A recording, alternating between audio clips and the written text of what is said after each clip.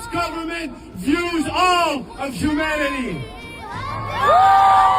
From brutal murders in Minnesota and Arizona and here in New York, to attacks, murderous attacks on Venezuela, the tightening of a horrible siege on Cuba, and thuggish threats against Iran. It is clear what their agenda is for all of humanity.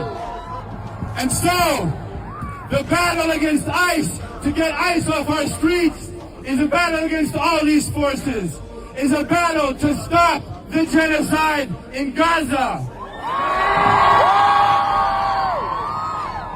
For more than 2.5 years, the U.S. and Israel have carried out a horrific war which has seen entire families wiped out with AI-driven weapons, babies frozen to death in their tents, and basic life essentials turned into dystopian death traps. For more than 2.5 years, tech companies and politicians have allied to bring death and destruction, to develop surveillance technologies, which they are now turning against the people in Minnesota on the streets. Demands are clear.